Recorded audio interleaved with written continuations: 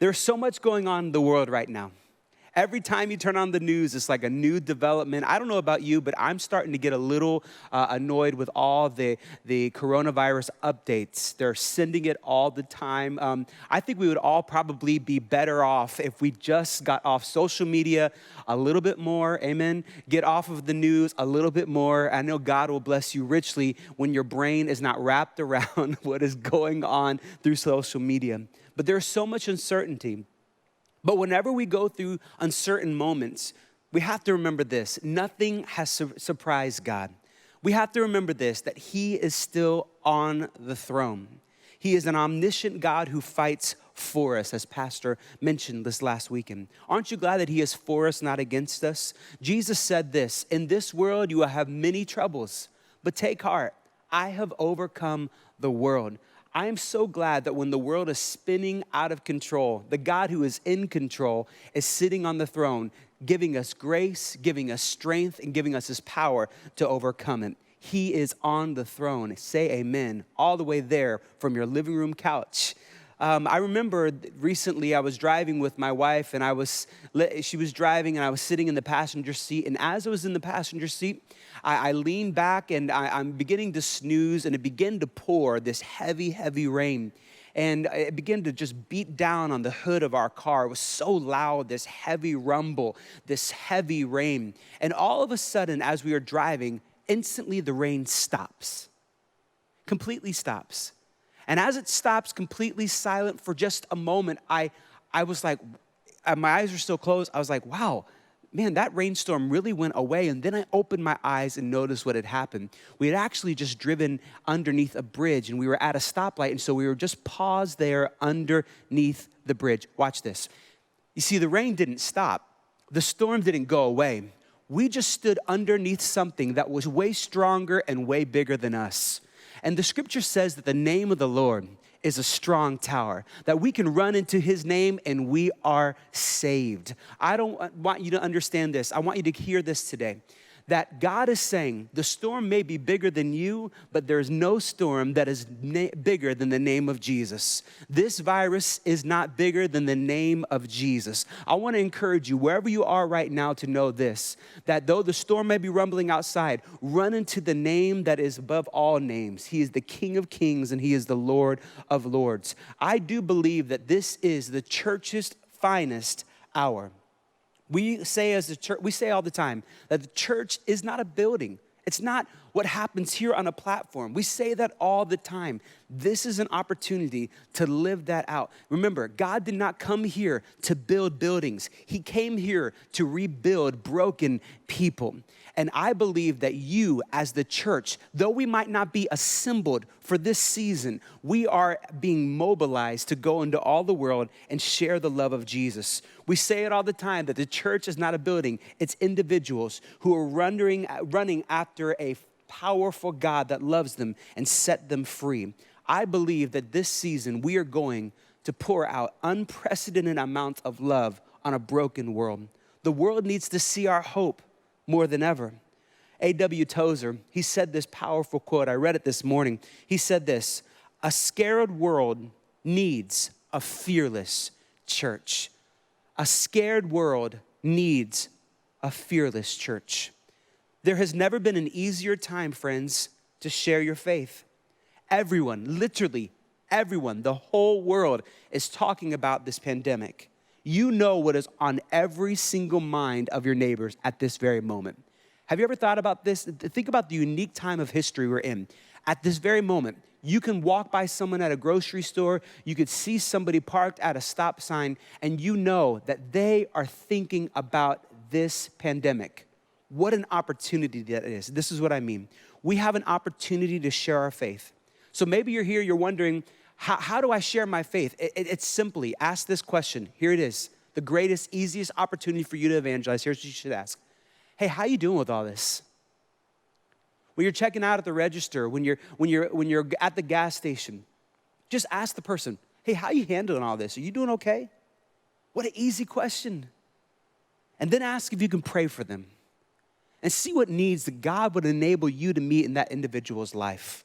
We are going to shine Jesus and show Jesus like never before. We can let them know that he is our strong tower. I might not know what tomorrow holds. Let them know that. But I know who holds tomorrow.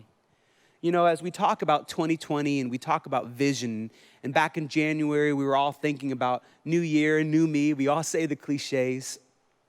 The 2020 vision. We talk about so often what the future holds, what tomorrow will bring. We talk about 2020, the hindsight perspective, like what can we glean from past lessons? But let me say this to you. Maybe God is not calling you at this moment to look and plan for 20 tomorrows away. Maybe God is not telling you to think about next year or where you're going to be in December or where you want to be at the end of this year. Maybe God is not calling you at this season to focus on 2 months from now. Maybe God is calling you to what's called a here and now vision. Maybe God is calling and using this season that we're in to slow us down so we can realize that maybe we need to pay attention to some things that we've been ignoring. What's right in front of you right now? A here and now vision. Hindsight's 2020. And I want us to go bigger and better. I want us to go further than we've ever imagined. But let me say this to you. Maybe God at this very moment is challenging you to look at what is right in front of you. What vision is God calling you not to fulfill tomorrow? What is God calling you to fulfill today? We all have dreams about going on a mission trip, about helping the hurting, about preaching the gospel all over the world. But the greatest mission trip just opened up right in front of you. It's a here and now kind of vision. It's a here and now opportunity. So many times we say, I want to go preach all over the world. But God's saying, no, I want you to love your neighbor. No, literally, I want you to love your neighbor. Not just drive up into the driveway, push the button, drive into the garage and close the garage door as fast as you can so you don't have to look and talk to anybody. Church, it's time for us to literally love our neighbors. God might be calling you to nations. Before you'll go to the nations and preach the gospel, he's going to call you to your neighborhood. The greatest mission trip just opened up for you. The scripture says in Ephesians chapter 5, it says this, so be very careful how you live, not as those with no understanding, but live honorably with true wisdom, for we are living in evil times. Take full advantage of every day as you spend your life for his purposes. I love what 1 Peter says, chapter 5. It says this, be alert, sober of mind. Your enemy, the devil, prowls around like a roaring lion, seeking for someone, looking for someone to devour. You know, I think the number one thing that the enemy wants to devour in your life is your time. I believe the enemy wants us to be distracted because if he knows if he can distract you, he can destroy you. Oh, friends, God is calling you to live in the moment. God is calling you to fight for right now, a here and now vision. What is God calling you to forget about? And what is maybe God calling you to remember? God is calling us to be alert. We were all shocked a couple months ago with the passing of a basketball legend, Kobe Bryant. We all heard the story, and it was one of those shocking stories. Here's this man, and he's so just an incredible human being, incredible athlete, how he just rose to every level and beat out he was absolutely brilliant, incredible athlete. But we were all shocked because here we were hearing the story of this man who had passed away. He had more money than probably most of us ever will. And it was just a regular day, and he passes away.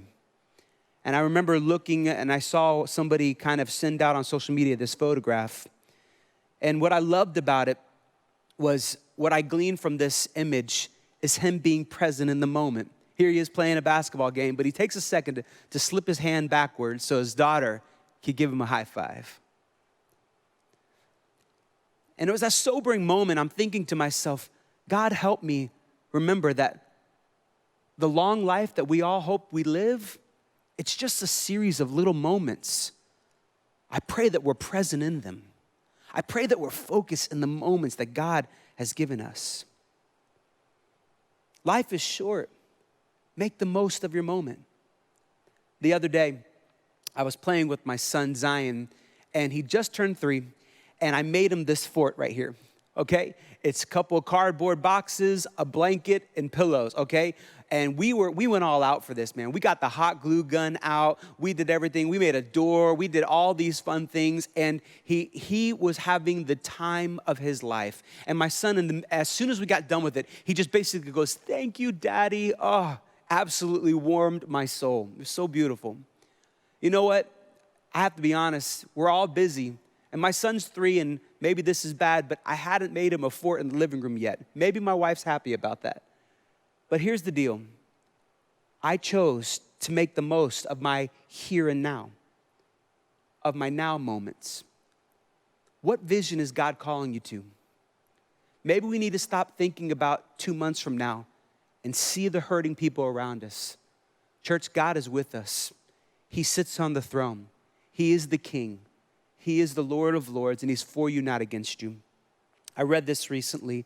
Last thing I'll say before I pray, and Pastor Stein is going to come in just a moment. He's going to conclude tonight's service. But it says this: living in the moment means letting go of the past and not waiting for the future. It means living your life consciously aware that each moment, your breath is a gift. Each moment you breathe, it's a gift. Friends, let's live in the moment. Let's take advantage of this opportunity. This storm didn't surprise God, and he is still our strong tower. I pray that encourages you and blesses you today.